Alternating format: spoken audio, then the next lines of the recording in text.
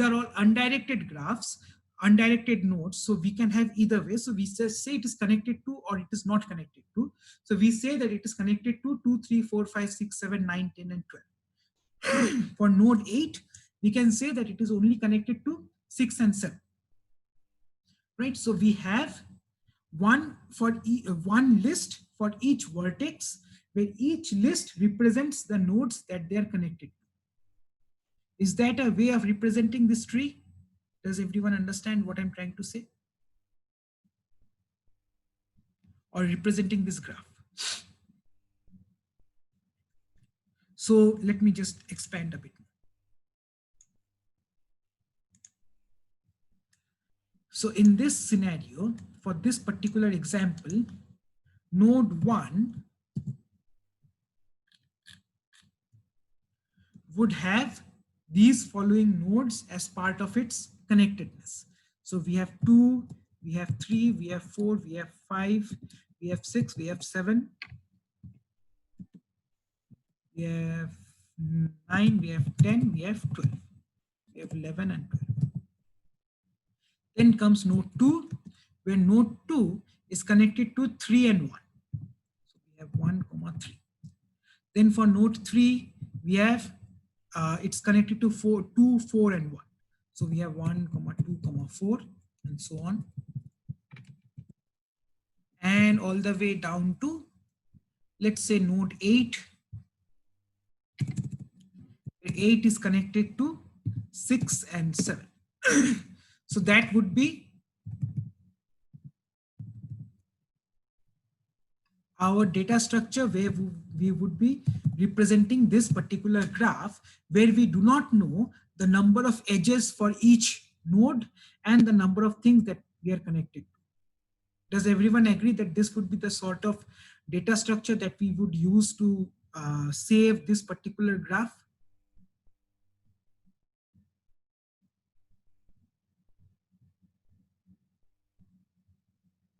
We would look at another example of saving this graph, but before that, this would be one way of saving this graph, right? Where for each vertex, we would have the list of nodes that it is connected to. Okay, so if you guys all understand, and I'm pretty sure you don't, Brian Nees, I'm going to come to a 2D array in a second, but this is sort of not a 2D array. But on that note comes my next question. Let's say that we have n vertices, right? An array of lists. Yes, Vamsi. So let's say that we have a total of n vertices. And let's say that storing individual elements here. So 2, 3, 4, 5, 6, 7, 8, 9, 10. So here we have 11 items being stored. Yes, Aman, you're right. It's more like a dictionary with a list for every element. So here we have, let's say 1 has 11 elements, 2 has 2 elements, 3 has 3 elements, so on, and 8 has 2 elements. So let's say we have n vertices and our graph is a click, or basically a complete graph. That means that every vertex is connected to every other vertex. So up to now, we have talked about time complexity, but assume that storing every element here requires 1 unit or 1 unit of memory. Can someone tell me the amount of memory required, the maximum possible amount of memory required to store a graph of n vertices? The maximum possible memory required to store a graph of n vertices would be when a graph is a click, when every vertex is connected to every other vertex. So every node in our list or in our array has all the elements there, right? So imagine a graph of 4 elements, right? So 1, 2, 3, and 4. So 1 is connected to 2, 3, and 4. 2 is connected to 1, 3, and 4. 3 is connected to 2, 3, and 1. And 4 is connected to 1, 2, and 3. Right?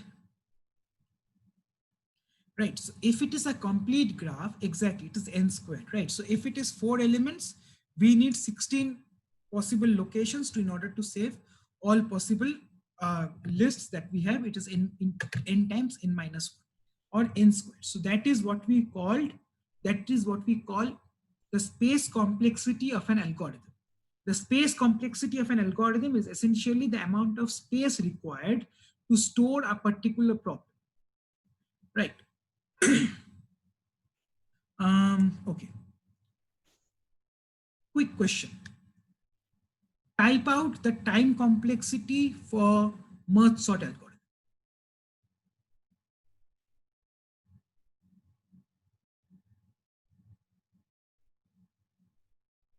right? Everyone knows this. That is pretty easy to remember. Now it is n log n. Now, what is the space complexity of the merge sort algorithms that we have seen so far?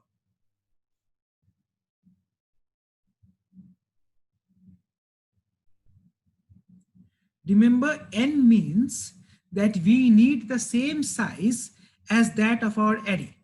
Brian, n log n means that we need n log n times the size of our array in order to figure out the sorting algorithm. Indu, remember, n squared means we need n squared times to save our uh, to n squared times memory to for our algorithm. Okay. So remember that in our merge sort algorithm, we have n log n as our time complexity. That is fine. Everyone agrees with that.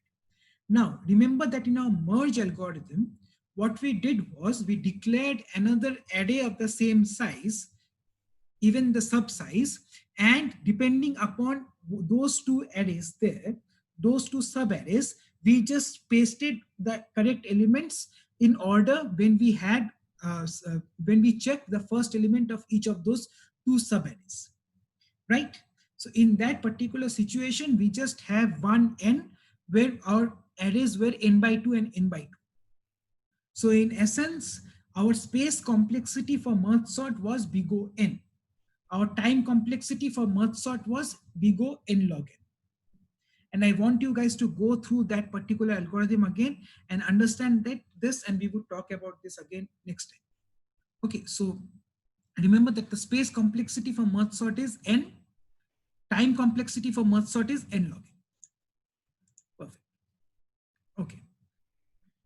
And I'm sticking to this graph a lot, but essentially, let's come back to this particular graph algorithm. So the graph algorithm that we had, that this was a planar graph that we were trying to figure out how many colors do we need in order to solve this particular problem, where we need to color every node such that no two neighboring nodes are the same color. Next class, I would like to discuss a probable algorithm or a code for this. But before we do that, let's talk a bit more about graphs. So in essence, graphs have two things. Forget about planar graphs and non-planar graphs. We are just going to discuss about the general graphs. General graphs have two things. One is called vertices. The others are called edges. Edges connect two vertices together. So 6 and 7 have an edge between, right? Okay. So graphs are really useful in solving.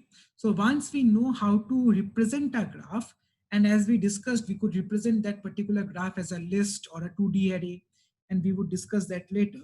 But once we have this graph representation, let's say that I ask you to write a code that uses this representation to figure out the colors of these nodes. I want you guys to think about how you would do that. That is one question. The second thing I want to mention is these graphs can be abstract in a sense where we are just talking about vertices and edges, but these graphs are also quite useful in all real world examples. Not, I was going to say some real world examples, but graphs are essentially useful for all real world examples possible. So one thing that you can think about in terms of graphs could be that these nodes are, Okay, so let's talk about social networks. Imagine that individual vertices is a user. Imagine that this individual vertex is you. And all of these edges are your friends that you're connected to. Over to Twitter, if you're following someone, over Facebook, if you're friends with someone, blah, blah, and blah, I don't care.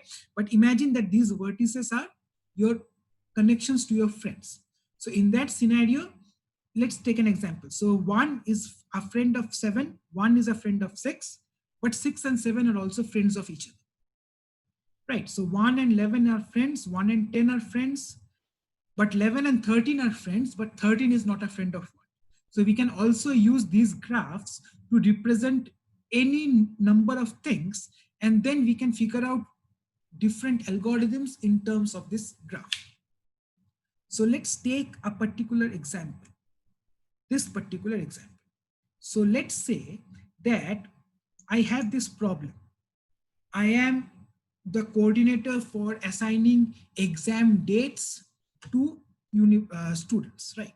Every student takes different classes, and my job is to figure out a probable time slot for every class exam such that every student who takes class A and class B should not have the same exam date.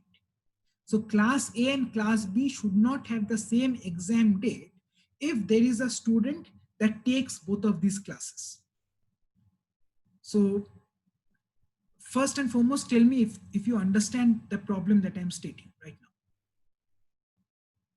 You can type in no because I did not explain it clearly.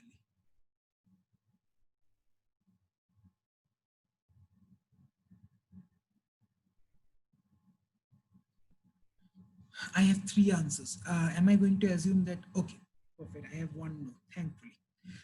Perfect. So for those of you who are saying no, imagine that, so you are a student, right? Say you are taking CS 721 and you are taking CS 211, right? Let's say that you're taking 721 and 21. That is the algorithm course and the programming course. Now, it would be an issue for you because what if I set the university sets an exam on the same date and the same time for both of those classes? In that scenario, you would either be able to attend one exam or the other. You will not be able to attend both of those exams, right? Now, it is the job of the university to figure out a time slot such that whenever you have a student that takes these 2 classes, those 2 classes should have different exam times, right? That is the problem that we are trying to solve. So I have a bunch of students who take bunch of classes. I need to figure out a way such that no two classes conflict in terms of exam dates. Yes, Brian, I'm going to come to that. So Vasi Reddy and Tejaswini, do you understand the problem now?